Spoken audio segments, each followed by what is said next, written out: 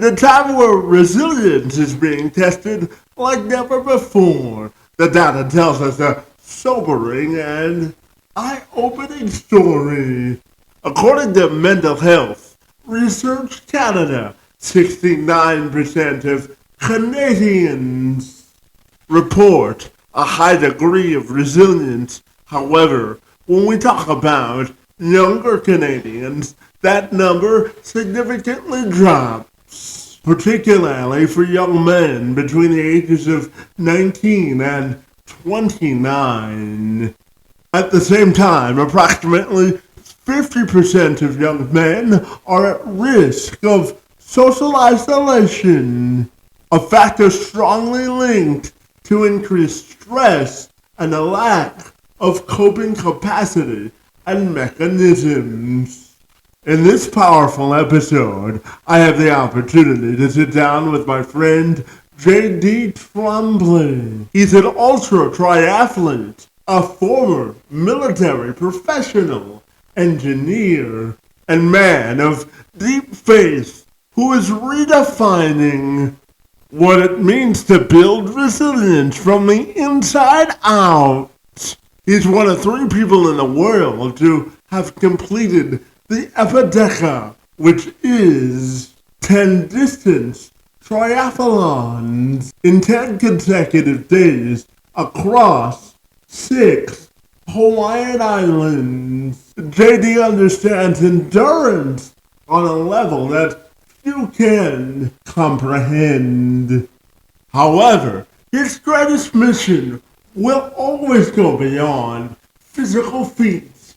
He draws upon his military discipline and analytical background, mindset, and Christian-centered faith to help men find the inner battles that statistics can't alone capture. From breaking cycles of addiction to rebuilding confidence and rediscovering purpose, JD's work speaks directly to those navigating isolation, stress, and uncertainty. Through coaching, mentorship, and speaking, JD equips men and audiences with the practical tools and spiritual grounding to reclaim their lives through grit and guided transformation. This episode is a conversation about resilience, identity, and what it truly takes to rise when life demands more than strength and when it demands purpose and trembling. Join me this week to tell me more. I'm Kevin McShann. Let's have this conversation.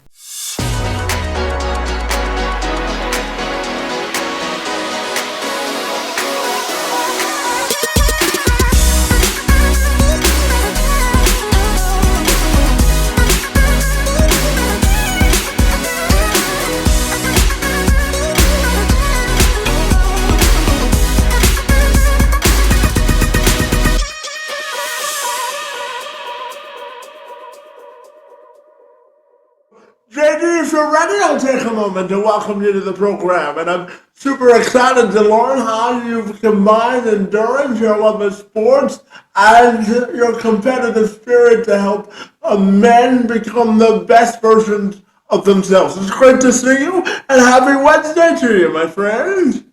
Yeah, happy Wednesday, Kevin. Absolutely. So, JD, I know that you are an ultra triathlete, you're an ex-military engineer, and now you're on a mission to help Christian men really define the best version of themselves by leading into passion and purpose, my friend. So I'm wondering if we could start our conversation by you telling me about your background, what makes you so fabulous, and why it contributes to the work that you do today, my friend. For sure. I grew up in the northern part of Quebec, so I'm French Canadian, and I grew up being bullied by other kids in school.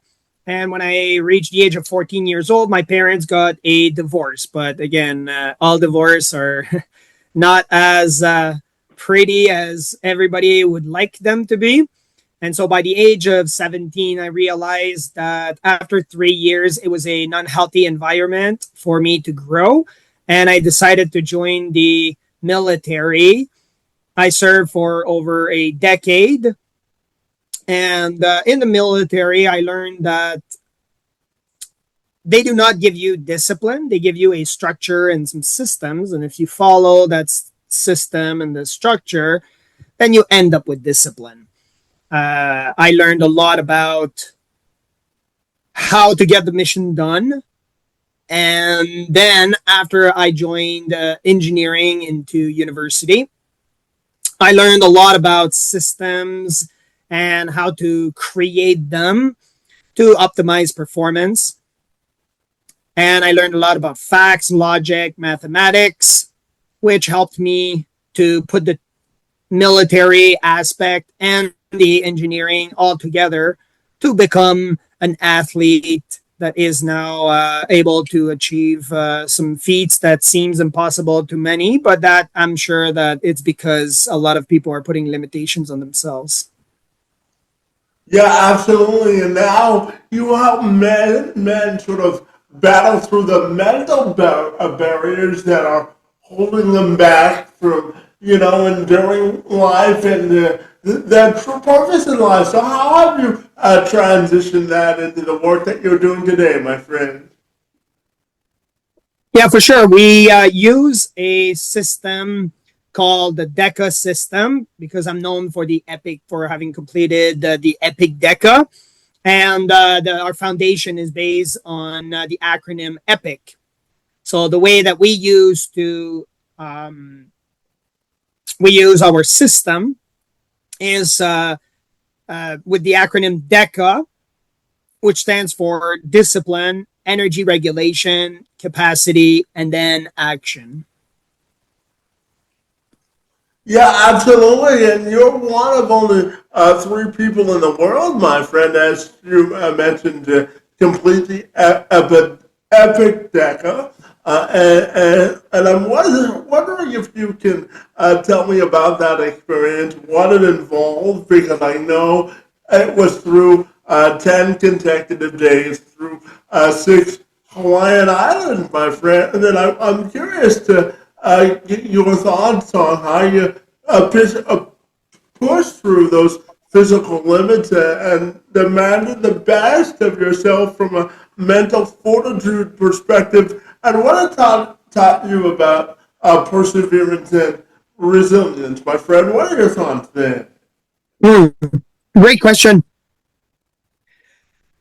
Well, I use what I learned in the military, which is one, to have your mission clear and be willing to do whatever it takes to accomplish it. And then I also used engineering, which has systems and logics and facts. So I also studied about the human body at an institute to become a certified naturopathic practitioner. And so I did a lot of research on the body to understand how I would need and what I would need to accomplish all of this. I put a 30-page report to make sure that I would be putting all of the data in place to accomplish this. So I left no stone unturned. I verified that I had the proper bike. I did a lot of research by calling other people, by making sure that I did a lot of research online, calling all the bike shops, making sure that I had all of the right tool for the job. And then I embarked on this journey. The journey is the Epic Deca, which is 10 Ironman in 10 days on 6 different Hawaiian islands, which is one Ironman is 140.6 miles of swimming, biking, and running, which equates to 1,406 miles of swimming and biking and running all over the Hawaiian island in total. Yeah, fabulous, my friend. And JD, you don't complete something like that without having competitive ambition, my friend. So where does your competitive spirit come from, and how do you think that competitive ambition has served as an advantage for you throughout the course of your life, my friend? So I always knew that I was slightly different or off track, so to speak. I was blessed in a way to be bullied as a child because it set me apart already. Many people would see it as some form of setback, and I saw it as a stepping stone.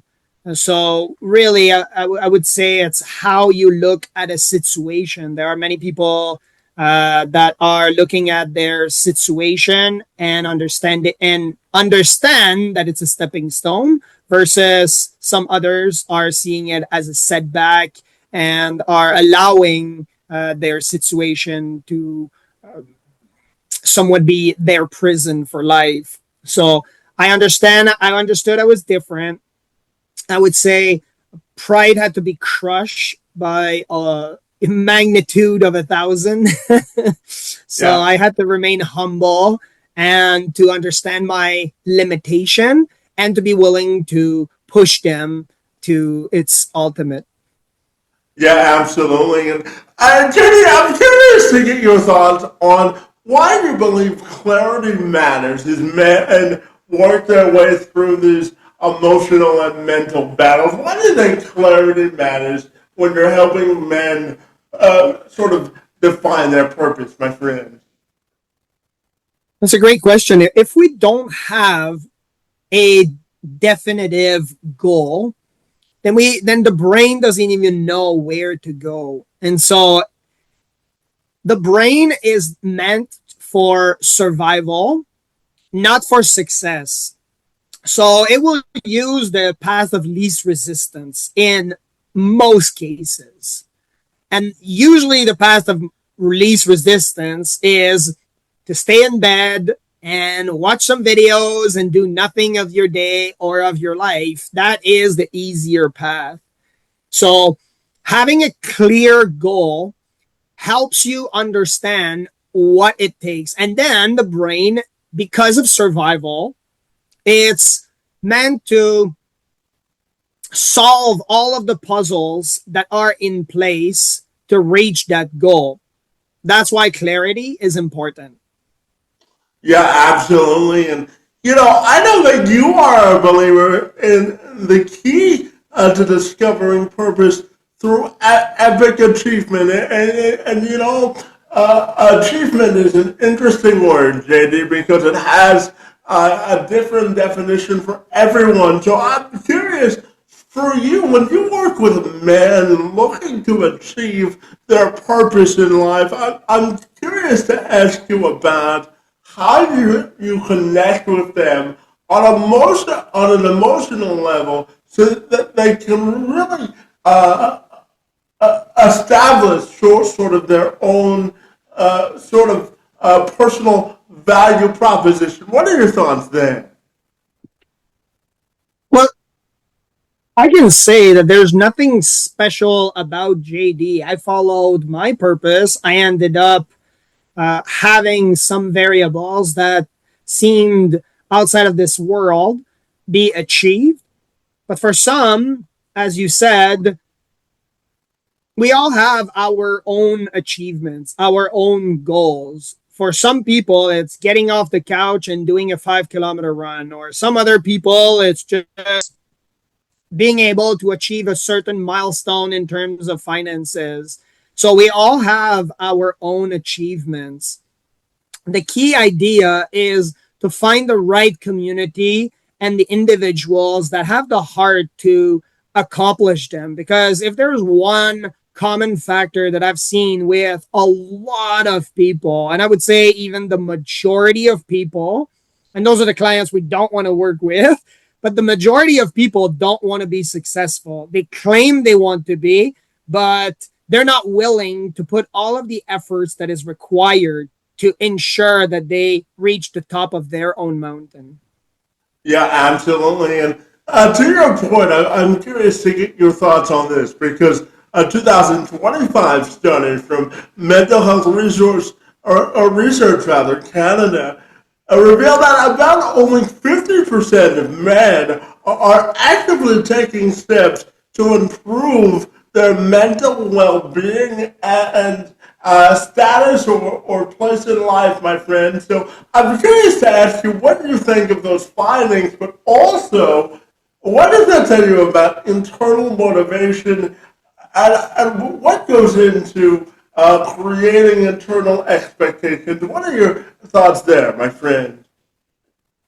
Um, I would argue with this study that a lot of men are seeking help, but they're not finding the right tools. So, for example, when I left the military, I started seeing psychologists, and I met a lot of them throughout many provinces. Now, I don't have anything wrong with the medical field per se. They have their own target market and they are there for a reason. For me, it yielded no solid result. So I would have fit into that category when I was seeing a psychologist. I would have fit into the 50% of men seeking help. The However, was it the right tools? No. And I would say with today's age, with all the plethora of groups and communities that we have, there is a variety of alternatives that many men might find that they are getting better results. So it's up to them to always stay hungry, to make sure that they get to their goal and that they don't give up. It might work for them to see a psychologist. It might not. It might work for them to see a life coach. It might work for them to see a natural path. I've seen many people change their lifestyle and their energy regulation, and then that was the root cause of their issues. So again, that's what I would say about that study is that these data might be inflated just because of the some men seeking the wrong tools. Yeah, absolutely. And everyone's relationship with God and Christ is different. And I know that you help men use their relationship with Christ to break free from addiction and rebuild their confidence and rediscover God's given purpose for their life. And I know that your military background is a big inspiration for this. So tell me about utilizing Christ to help men rediscover their purpose. What do you want people to know about that, my friend? I would say that physically, if we just take the physical portion, there's a lot of people on the planet that would be able to complete all of the races that I have done. Mentally, if we add that component, the pool of individuals that would be able to accomplish it shrinks. Mm-hmm. However, there's still more than 3 people to complete the EpicDeca. So the reason why I was able to complete it is because all of the variables matched when I did it. So we can't forget that there is an entity somewhere that is controlling all of those variables that we can't. So by doing this, you must be having a restoration. And by having this, you're setting a set of values. And that set of values come at a price where you have to root it with your identity. And this identity now gives you some form of lifestyle that you can follow. So by looking at all of these components, it's evident for me that one must choose some form of faith in their life. I choose Christianity because it is that Jesus said, I am the way, the truth, and the life, and no one comes to the Father but through me. And so I choose Christianity. I encourage people to start looking into it because it will set them free of all sorts of illnesses, all sorts of problems that have been plaguing their life. And so Christianity is, to me, the foundation for starting any type of goal. Yeah. And JD, I'm curious to ask you about the role that, personal ambition versus, a productivity has to play in a man's life. Because, men are often told that they have to be the leader and the strongest and the emotional support for their family. But I'm curious to ask you about, the personal ambition it takes to rise above the noise of societal distraction. And what I mean by that is, what do you think it means for men to discover their own definition of purpose in that context, which helps them to become better leaders? What are your thoughts there, my friend? So the definition of a leader is to lead, is to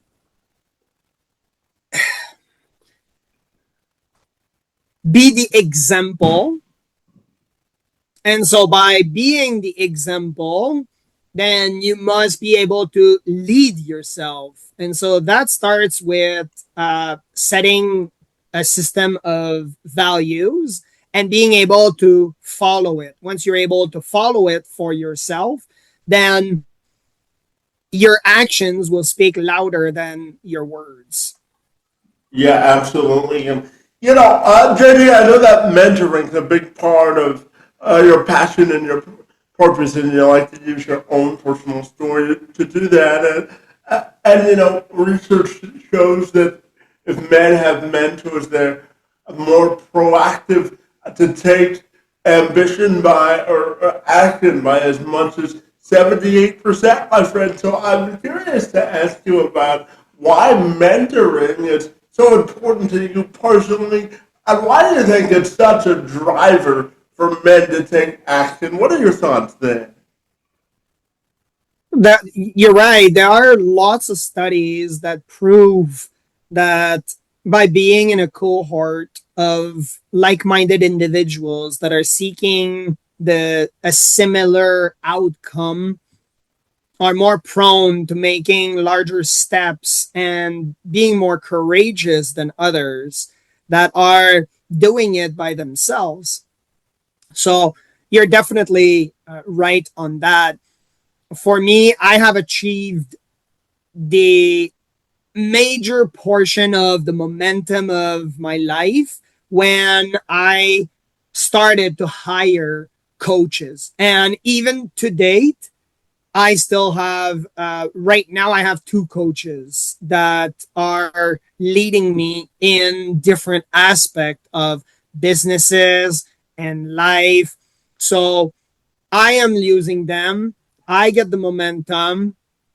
And all the people in history, when you look at it, they've had those types of mentors and coaches that are able to give them the right tools to achieve whatever they call success. Yeah, absolutely. And, I'm curious to get your message for men who may be watching this and who are inspired and say, I want more for my life and I'm hungry for more, but I can't figure out how to reach my fullest level of potential. And I know this is a major topic in your book. So what's your message to men who say, I'm hungry for more, but I can't personally figure it out? And you can tell me about your book because I know it covers this topic as well. Definitely. The book is available on Amazon. And the way that I could explain it with people to have that hunger drive is by our foundation, which is the acronym EPIC. E is for eternal restoration, which I talked about earlier. You need to have a belief in a higher power that is in control of all of these faith, all of these variables to lead your life. This eternal restoration must be in place. You must have a direct communication with that entity. I have a relationship with God, and I must talk to Him daily to keep the relationship going. P is your physical temple. And so, to the best of your ability, you must train your brain, you must train your body to be as much in shape as you can be, to stay as healthy as possible, to have the vessel that is necessary to be used in the success that you can and want to achieve. I is identity. And so your identity must be rooted in something that is in alignment with your growth and your goals. And C, as we talked about it, is community. So definitely try to find a community that is of like-minded individuals to help you grow and achieve. For us at the Hungry Warrior Academy, that's what we have. We have a group of like-minded individuals that have the heart to achieve the growth that they want in their life. They're not the fittest guys. They are not the smartest guy either. They're not the richest guy either. But they are the guys that have the heart and desire to ensure that they will do whatever it takes to achieve their mission and be the best that they can become. Yeah, absolutely. And JD, I'm curious. Anyone listening to this knows that you're French Canadian, so I'm curious to ask you about the best part about being from Canada, because I'm from Canada myself, and I still live here, and you know, Canada is a unique place, and I know Montreal is even uniquer, my friend. So tell me, what's the best part about being Canadian for you, my friend? The best part about being Canadian, um, definitely the amount of maple syrup that one person can have. So over here we have, which is the equivalent of sugar in other countries. So for me, I grew up on that. When I was a kid, my parents were not rich. We did not grow up in luxury, but we had a family that had some maple trees, and they were tapping them, and they were giving us large crates of maple syrup, and I was chugging them in the middle of the night. So I grew up on maple syrup. I am a true Canadian at blood, so that's what I like the most about Canada. Do we put it on French toast or pancakes, my friend? Oh, you put it on everything. Fair enough. So you must be thrilled about the Canadians moving on to the NHL playoffs. Oh, that must have been exciting for you. Exactly. That's right. The Canadian of Montreal are moving to the final of their conference. Conference, yeah. So yeah, I'm excited about it, and then we'll be following it more closely as the time goes by. It's definitely a good time for the Canadians. Yeah, absolutely. And Jenny, I'm curious to ask you your opinion on how you think resilience and adversity are interconnected, and how it helps people to grow through resilience if they experience adversity. What are your thoughts there? So, in order to grow, we must go through some difficulties in life. That's the way that every single warrior in the history has been picked that has achieved some great things. Either they were chosen because of their charisma, but they also had to endure some adversities later on, and therefore they stayed in that position as a result, or they were chosen for these adversities to be leaders. And so, if you want to be the leader in your community, you must go through these types of adversities. And what I have to say about this is definitely that what you went through might be the catalyst that propels you to become the leader at a higher level. So not to take it for granted and not to minimize all of the pain and the suffering that you went through, but you must endure some types of pain in order to grow. Yeah, absolutely. And, JD, I know that your philanthropic efforts center around helping young athletes and young men achieve their goals, my friend. So tell me about why giving back in this way is so important to you, my friend. Because it's in the Bible, we are to take care of children. So for us, providing for these thousands of children around the world, they are kids that don't have opportunities. So for our company, it definitely is a milestone that I love that we're able to provide. And for these children, it means the world because they're able now to have a different mindset than all of their peers. So it's not just providing them with the tools and the money, it's also providing them a different mindset due to our mentoring system for these kids around the world. So I'm excited to be part of their life. And we are now in 5 different countries around the world, providing for thousands of children. So that's definitely a um, a huge part of our company. Yeah, absolutely. And JD, I'm sitting here and I'm wondering your message to how men can use their own story as a story of perseverance. For myself personally, JD, I was told at the age of 9 that I wouldn't be able to walk because I have a severe form of cerebral palsy called quadriplegia, spastic quadriplegia cerebral palsy means that I don't have enough oxygen to walk normally. But I always say that everyone's portrait of success is different, and that you have to, in life, it's my belief that we're all given a life compass, and we have to point it in the direction that we want it to go. So I'm curious, under that context, how do you think men can use their own personal story of life experience to be a champion of both change and impact into the world? My friend, what are your thoughts there? Very often it stems from pride, which is rooted in a fear.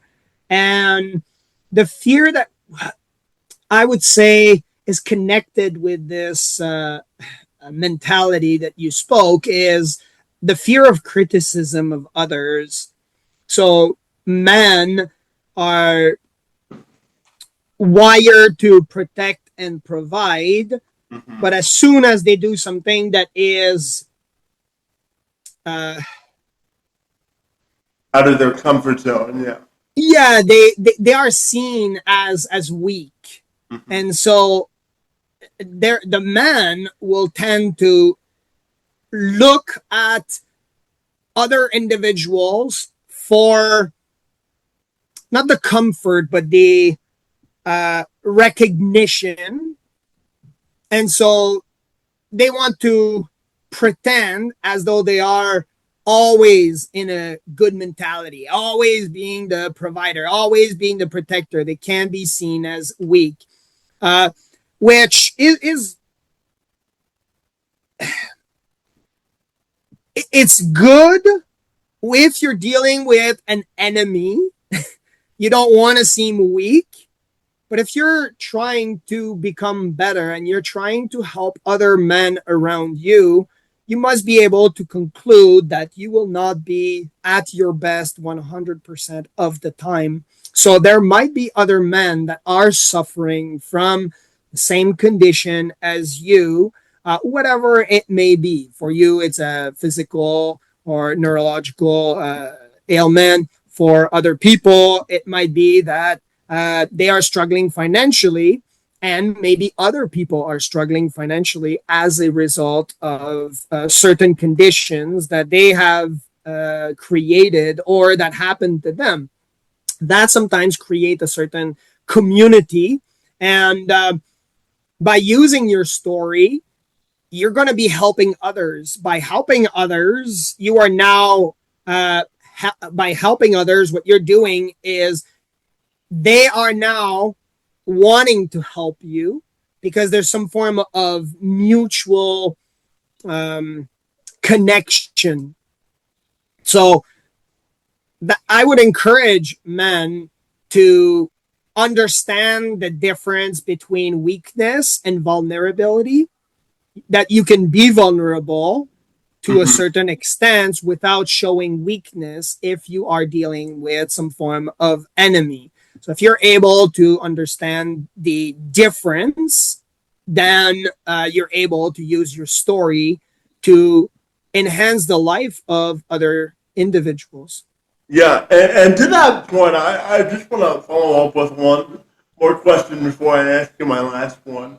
In terms of personal accountability from an emotional standpoint, I think there can be strength through vulnerability, and there's different definitions of accountability. But if you want to be a true leader, what do you think authentic accountability means, and how much do you think authentic emotions play into that definition? What are your thoughts there? Well, especially for men, they need to understand that there's a difference between emotions and feelings. And Mm-hmm. so feelings are just there for the, the psychologist would say that there are about six main emotions. So joy, sadness, fear, anger, surprise, and disgust. When you live an emotion, it has a body reaction. So, for example, if I am surprised, my heart rate will increase, my pupils will get dilated. Now, those are facts. That is something that you can quantify, and I can now adjust. So, for example, one time I watch a car getting smashed in a wall. If I watch it a second time, I might not be as surprised as the second time. Now, that is an automatic body reaction that you can adjust with time. And that is something that people have to look at for especially for men versus feelings. Feelings are there to give you a conscious experience and interpretation of life. So they're not to be looked at for decision making. They are seen as